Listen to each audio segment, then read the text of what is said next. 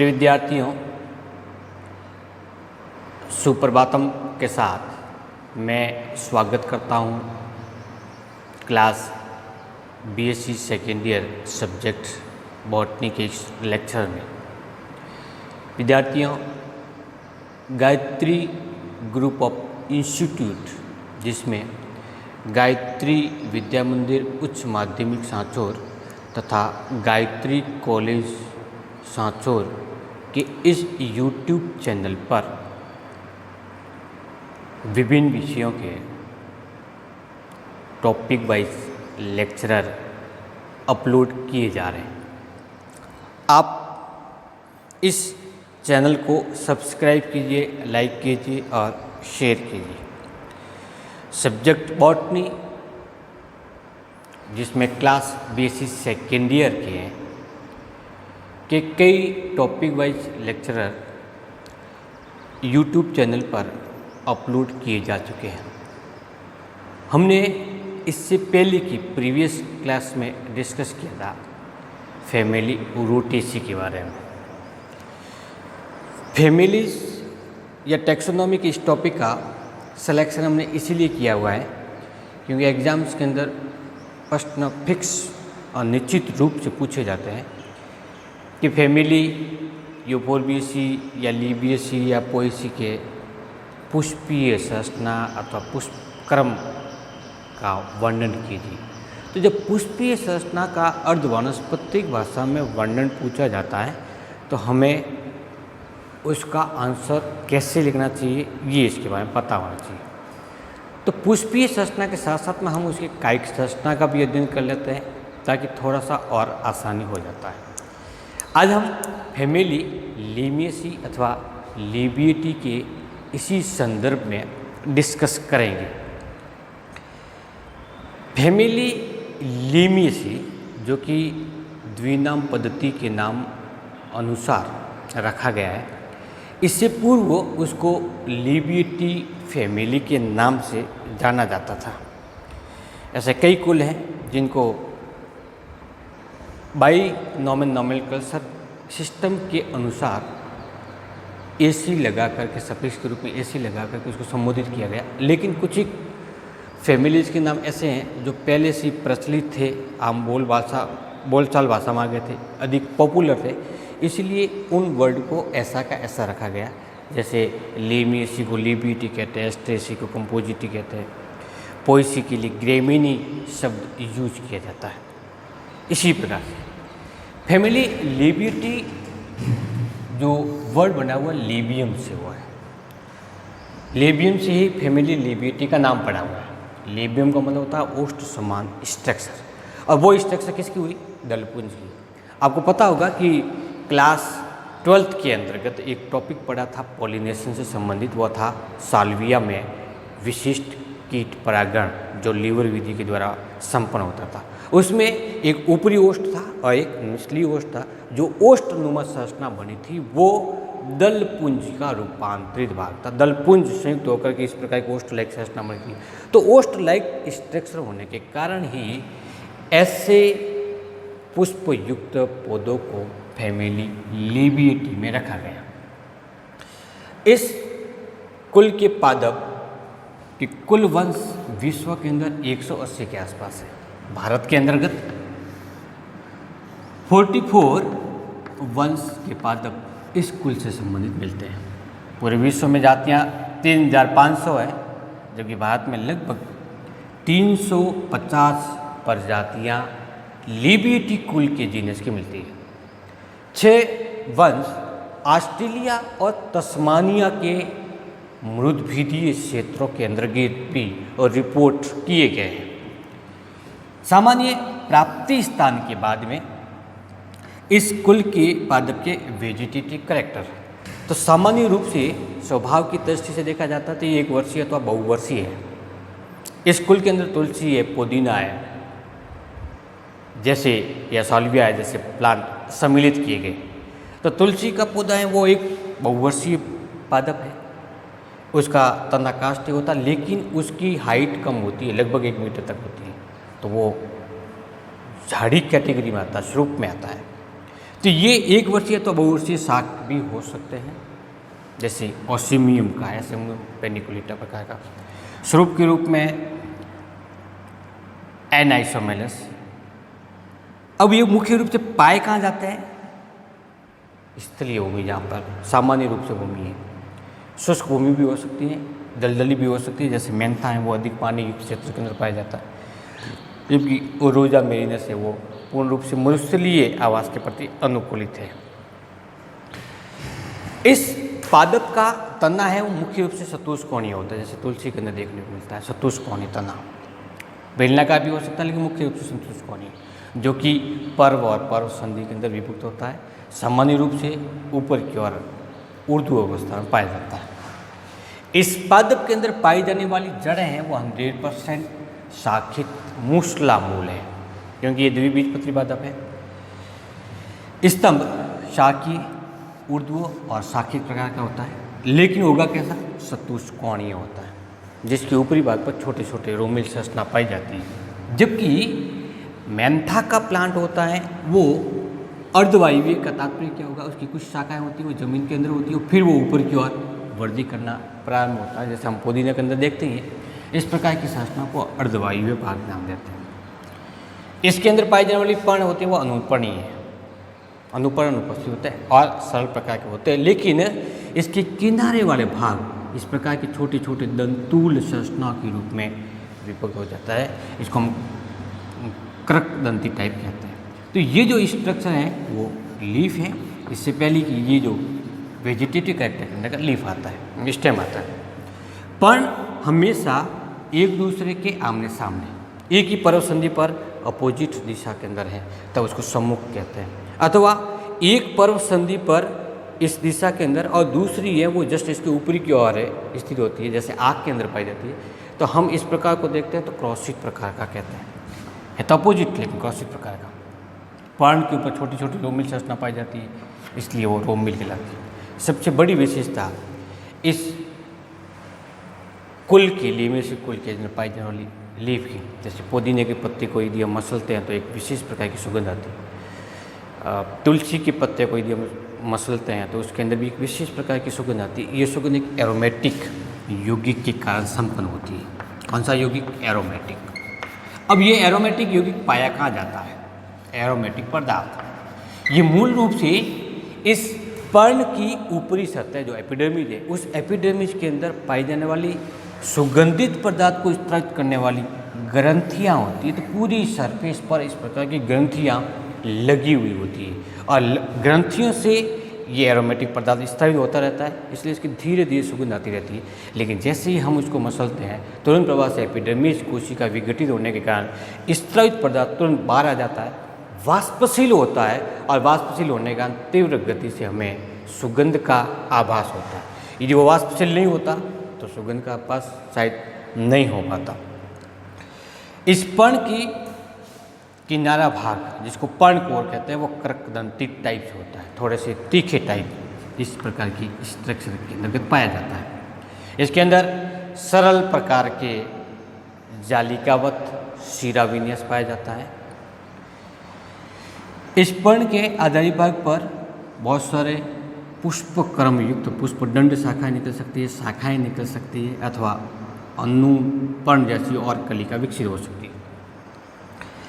इस vegetative structure को जब हम देखते हैं तो इसके इस पर्व संधि से या ऊपरी भाग जो सबसे अंतिम भाग होता है, स्तंभ का अंतिम भाग होता है, उस स्थान की पर्व संधियों से पुष्प विकसित होना प्रारंभ होता है।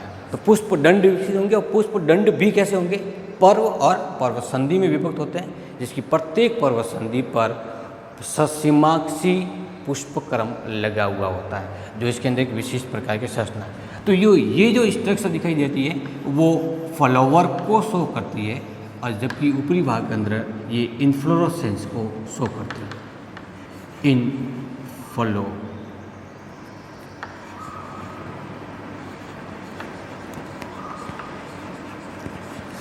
ये एक पुष्पक्रम हो गया, ये फ्लावर हो गया, लीफ हो गया, और ये एक स्टेम हो गया। इस प्रकार से इसकी एक सामान्य सी वेजिटेटिव स्ट्रक्चर पाई जाती है। लिबिटी कुल की प्लांट की फ्लोरल कैरेक्टर, जिसमें सबसे पहले जो पहला भाग आता है वो इन्फ्लोरेसेंस या पुष्पक्रम होता है। इस कुल के अंदर पाए जाने वाले पुष्पक्रम को कूट चक्रक अथवा वर्टिसिलेस्टर प्रकार का इन्फ्लोरेसेंस कहते हैं। इस प्रकार की कंडीशन में होता क्या है कि पुष्पदंड हमेशा पर्व और पर्व संधियों के अंदर विभक्त होता है। जैसे ये पुष्पदंड शाखा के शीर्ष भाग पर अथवा पर्ण के कक्ष भाग से निकलता है, पर्व संधि और पर्व में विभक्त होता है, जिसकी प्रत्येक पर्व संधि पर निश्चित द्विशाखी, जो आगे जाकर के एकल शाखी ससीमाक्षी पुष्पक्रम में परिवर्तित हो जाते हैं, आमने सामने या अपोजिट स्थिति में विकसित होते हैं। तो ये एक पर्व संधि है। इस पर्व संधि पर आमने सामने सम्मुख स्थित पहला एक पुष्प वृंत युक्त संरचना निकलेगी, जिस पर एक पुष्प लगता है। इस पुष्पदंड की वृद्धि पुष्प के शीर्षक भाग में लगने के कारण रुक जाती है, लेकिन अब इसके आधारीय भाग से पुनः दो शाखाएं विकसित होती है, ठीक इस प्रकार से। तो ये फ्लावर नंबर 2 विकसित होता है। तो पहले फ्लावर नंबर 1 डेवलप हुआ था, उसके बाद में फ्लावर नंबर 2 डेवलप हुए। पुष्पदंड 2 भागों में विभाजित होने के कारण ये द्विशाखी कहलाता है, लेकिन अब इस द्विशाखी की संरचना पर केवल एक तरफ ही तीसरा फ्लावर पुष्प के आधारीय भाग से विकसित होता है, अर्थात अब ये एकल शाखी संरचना में परिवर्तित हो जाता है। इस एकल शाखी के में एकल शाखी ससीमाक्षी 2 प्रकार के होते हैं। एक तो होता है वार्षिक प्रकार का, एक होता है कुंडलित प्रकार का। कुंडलित प्रकार का होगा तो एक ही तरफ नए पुष्प विकसित होते हैं, जबकि वार्षिक प्रकार में दोनों तरफ। तो इस मान लेते हैं कि पुष्प वृंत के आधारीय भाग से एक नया पुष्प निकला, वो निकला था इसके दाईं तरफ। अब इसके तीसरे पुष्प के आधारीय भाग से फिर पुष्प विकसित होता है, जो चौथे नंबर का पुष्प वो निकला बाईं तरफ। अर्थात ये जो टाइप है वो एकल ससीमाक्षी का है, लेकिन कौन सा प्रकार का हो गया? वार्षिक प्रकार का। ठीक इसी प्रकार की संरचना इसके अंदर भी देखने को मिलती है। तो चौथे प्रकार का फ्लावर डेवलप होता है। यहाँ पर भी ये 3 नंबर का, यहाँ पे भी ये 4 नंबर का। ऐसा पुष्पक्रम जिसमें पुष्पदंड पर्व और पर्व संधि में विभक्त होता है, जिसकी प्रत्येक पर्व संधि से नए पुष्प विकसित होते हैं। प्रारंभिक पुष्प होते हैं वो द्विशाखी ससीमाक्षी होता है, लेकिन आगे जाकर के एकल शाखी ससीमाक्षी पुष्पक्रम में परिवर्तित होता है। तो यहाँ पर द्विशाखी और एकल शाखी ससीमाक्षी का एक संयुक्त प्रारूप होता है। इसी को ही कूट चक्र प्रकार का पुष्पक्रम कहते हैं। लिबिटी कुल के अंतर्गत पाया जाने वाला एक विशेष प्रकार का पुष्पक्रम है, जो इस कुल का स्पेशल कैरेक्टर मानो या फिर इसका लाक्षणिक गुण मानो होता है। ओसीमम के अंतर्गत पाए जाने वाले पुष्पक्रम के अंदर थोड़ा सा परिवर्तन है। 3 पुष्प युक्त संरचना, जैसे 1 2 3 3 पुष्प कक्षत ससीमाक्षी में आगे किसी प्रकार का शाखा नहीं होने के कारण केवल एक पर्व संधि पर 3 पुष्पों का समूह पाया जाता है। पुष्पक्रम के बाद में इस प्लांट या इस कुल के प्लांट की पुष्पीय संरचना कैसे होती है, फ्लावर कैसे होता है। तो नंबर पहला, नेप्टा के अंदर पाया जाने वाला फ्लावर सवृंत होता है, जबकि लूकास के अंदर पाया जाने वाला अवृंत होता है। अवृंत और सवृंत पुष्प से मतलब हुआ कि इसके अंदर यदि सवृंत है तो पुष्पवृंत प्रेजेंट होता है, अवृंत है तो पुष्पवृंत नहीं पाया जाता है। फॉर एग्जाम्पल इस डायग्राम के अंतर्गत ये जो आधारीय भाग है वो पुष्पवृंत को प्रदर्शित कर रहा है। इसके जिस भाग से फ्लावर निकलता है उस पुष्पवृंत के आधारीय भाग पर सहपत्र प्रेजेंट होता है, और कभी कभी सहपत्री की संरचनाएं भी पाई जा सकती है। पुष्पों में दल बाय दल, तो ये कैलिक्स, कैलिक्स के बाद में कोरला, कोरला के बाद में ये स्टेमन पुंकेसर, और इसके बाद में गाइनोसियम या एंडोसियम स्टेमन। तो चारों प्रकार के संरचनाएं पाए जाने के कारण, कैलिक्स, कोरला, स्टेमन और गाइनोसियम पाए जाने के कारण ऐसे फ्लावर को कंप्लीट फ्लावर माना जाता है। लेकिन इसमें दल मिलकर के द्विओष्ठीय नामक संरचना बनाने के कारण इसको काटने पर एक निश्चित एंगल से ही काटा जाए तो दो समान भाग में डिवाइड हो सकता है, इसलिए ये त्रिज्यीय सममित नहीं होकर कैसा हो गया, एक व्यास सममित। लेकिन मेंथा के अंदर पाया जाने वाला फ्लावर त्रिज्यीय सममित या एक्टिनोमॉर्फिक प्रकार का होता है। पुंकेसर और स्त्रीकेसर दोनों ही पाए जाने के कारण पुष्प द्विलिंगी होता है। कोयला, कैलिक्स और स्टिमन 5 या 5 की गुण में पाए जाने के कारण ये पंचतई कहलाता है, और पुष्प होता है वो अधोजायंगी प्रकार का होता है।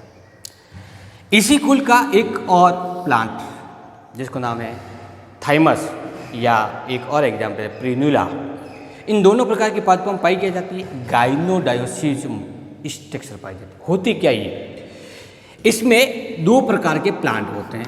तो प्लांट की बात करें तो प्लांट दो प्रकार के, दो पास पास स्थित है दो प्लांट। एक प्लांट तो होता है उभयलिंगी, जबकि दूसरा प्लांट होता है वो होता है मादा पुष्पयुक्त प्लांट।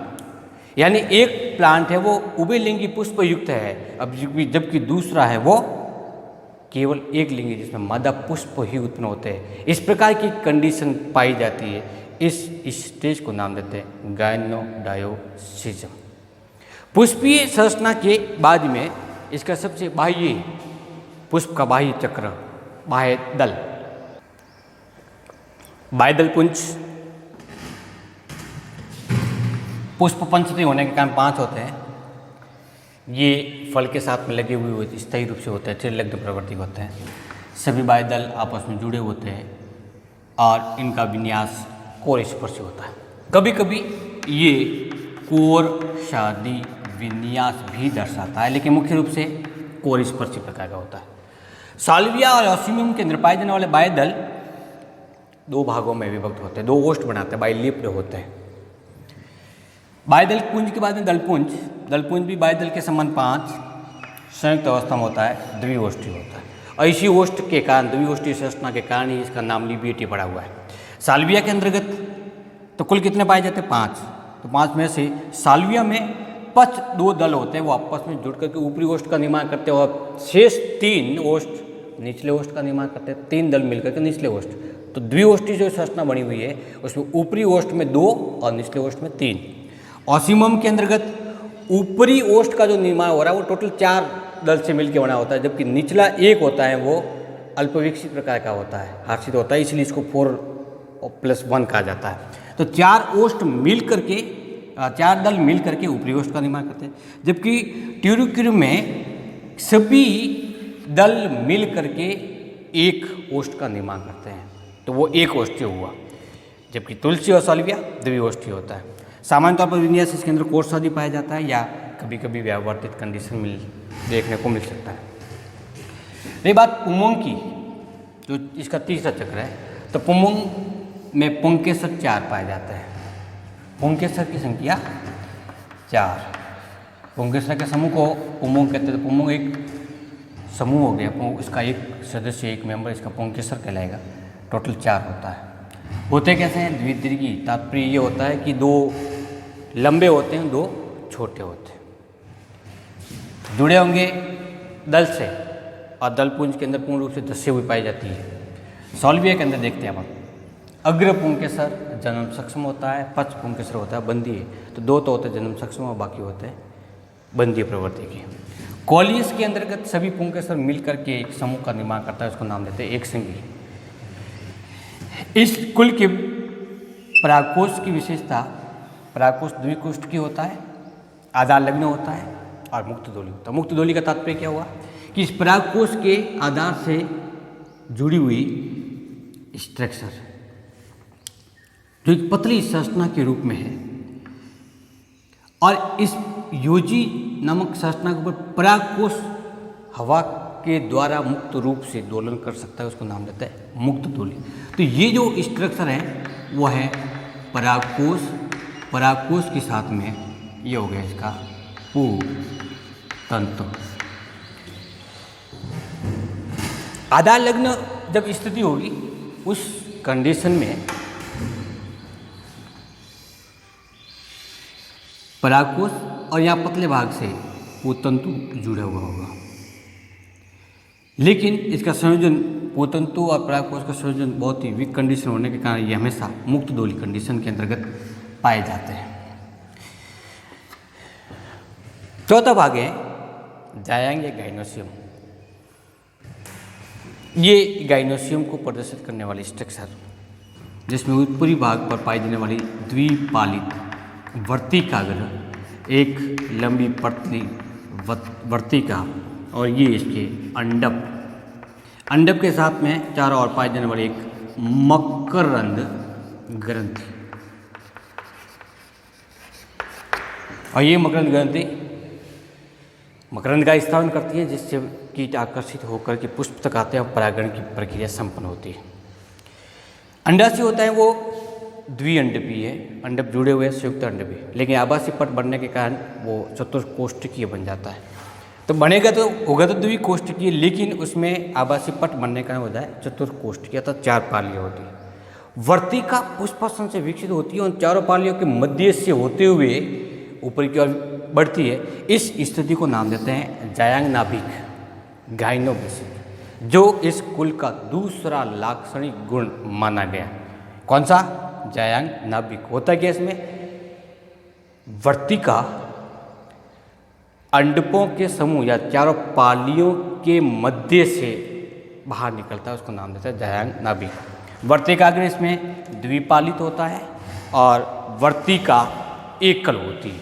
वर्तिकाग्र रोमिल या श्लेष्मीय प्रवृत्ति की होती है जिससे परागकण आसानी से इसके ऊपर चिपक सकते। इस कुल में फल है वो एकीन है, तो एकीन का समूह है। बीज होते हैं वो 100% अभ्रूणपोषी होता है। इसमें मकरंद ग्रंथि पाए जाने के कारण 100% परागण की क्रिया होती है, वो कीट परागण होता है। सॉल्विया के अंदर एक विशेष प्रकार का परागण होता है जिसको लीवर विधि के द्वारा कहते हैं। सॉल्विया के पुष्प में ऊपरी ओष्ठ और निचला ओष्ठ होता है। ऊपरी ओष्ठ से लगा हुआ पुंकेसर होता है, लंबा होता है, पोतंतु लंबा होता है, जिसके ऊपर लगा हुआ परागकोश जनन सक्षम होता है। अर्थात ऊपरी ओष्ठ पे लगा हुआ पुंकेसर जनन सक्षम होता है, जबकि निचले ओष्ठ पे लगा हुआ बंधी प्रवृत्ति होता है। निचला ओष्ठ प्लेटफॉर्म के रूप में कार्य करता है। जैसे कोई कीट आकर उसके ऊपर बैठता है तो ऊपरी ओष्ठ का पुंकेसर बाहर निकल करके इस कीट के बाह्य सतह पर चोट करता है, जिससे परागकण कीट की सतह पर चला जाता है। सॉल्विया के पुष्प हैं वो पूर्वी प्रकार का, अर्थात पुंकेसर पहले परिपक्व होता है और स्त्री केसर बाद में परिपक्व होता है। अब ये कीट किसी ऐसे पुष्प की पर जाकर बैठता है जिसके स्त्री केसर पूर्ण रूप से परिपक्व हो चुका, तो वर्तिका होगी, लंबी होगी, वर्तिकाग्र बाहर की ओर होगा। जैसे मकरंद लेने के लिए वो कीट अंदर की ओर घुसेगा, उस दौरान वर्तिकाग्र के कीट के शरीर से रगड़ने के कारण कीट के शरीर पर लगे हुए परागकण वर्तिकाग्र पर स्थानांतरित होता है। तो एक विशेष प्रकार का परागण साल्विया में देखने को मिलता है। फॉर्मूला की बात करें तो ये ऑसिमम का है, इसको साल्विया का बोला जाता है। दोनों ही प्रकार के पादपों में सहपत्री, त्रिज्या समित, उभयलिंगी प्रकार के होते हैं। लेकिन बाह्यदल होता है उसमें 1 और 4 का रेशियो होता है। 4 जुड़े हुए होते हैं और 1 मुक्त होता है। ठीक, दल भी होते हैं वो 4 जुड़े हुए और 1 मुक्त होता है। 4 जुड़े हुए हैं वो पक्ष वाले हैं, 1 मुक्त है वो अग्र वाला है। एंड्रोसियम है वो 2+2 द्वित्रिकी है, टोटल 4 पाए जाएंगे। गाइनोसियम होता है वो द्विअंडपीय होता है, अंडाशय संयुक्त होता है, उच्चवर्ती अंडाशय होता है। साल्विया के अंदर बेसिक अंतर क्या है कि दल और बाह्यदल, ऑसिमम के अंदर 4+1 4 जुड़े हुए और 1 मुक्त, टोटल 4 है। जबकि साल्विया के अंतर्गत 3 जुड़े हुए, एक ओष्ठ के अंदर 3 दल या बाह्यदल होंगे और दूसरे ओष्ठ के अंदर 2 दल या बाह्यदल होंगे, तो उसको बोलते हैं 3/2 या 2/3 की कैटेगरी में।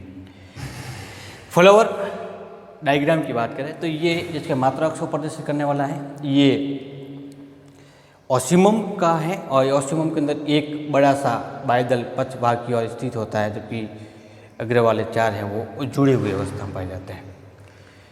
तो ये एक जो निरूपित करा है वो पक्ष को और 4 को निरूपित करा वो अग्रभाग को करा है। ठीक इसी प्रकार के इस दल पुंज के अंतर्गत 1, 2, 3 और 4 जुड़े हुए हैं ये पक्ष भाग को, और ये 1 है वो अग्रभाग को निरूपित कर रहा है। तो पहले जो संख्या लिखी हुई है वो पक्ष दल या बाह्यदल की है और दूसरी लिखी हुई है वो अग्र बाह्यदल की। तो अग्र बाह्यदल है, अग्रदल है वो बड़े आकार का है, जबकि पीछे के 4 है वो छोटे के, लेकिन इसमें 2 ओष्ठ का निर्माण हो गया। एंड्रोसियम है वो टोटल 4 है, उसमें से 2 लंबे होते हैं, 2 छोटे होते हैं, उसको द्वितीयकी कहता है। और गाइनोसियम द्विअंडपी होता है, द्विकोष्ठकी होता है, लेकिन आवासीय पट बनने के कारण ये 4 पालियों और 4 पालित संरचना के रूप में दिखाई देता है। इसके मध्य से ही वर्तिकाग्र बाहर निकली हुई होती है, जिसको हम गाइनो बेसिक स्ट्रक्चर के नाम से जानते हैं। तो ये जो फ्लावर डायग्राम है वो है ओसीमम का, ये स्ट्रक्चर वो ओसीमम की है। इस कुल के अंतर्गत तुलसी सबसे ज़्यादा आयुर्वेदिक महत्व का है, पुदीना है, सॉल्विया है, उसको हम शोभाकारी पादप के रूप में उगाते हैं। तो विद्यार्थियों, इस प्रकार से आज हमने पढ़ा है लिमिएसी अथवा लेबिटिकुल, जिसको तुलसी कुल के नाम से भी जाना जाता है, क्योंकि इसका तुलसी है वो इसका मुख्य पौधे के रूप में वर्णित है। आज के इसी टॉपिक के साथ आज की ये क्लास हम समाप्त करते हैं। अगली क्लास में फिर एक नए टॉपिक के साथ आपके सामने प्रस्तुत होंगे।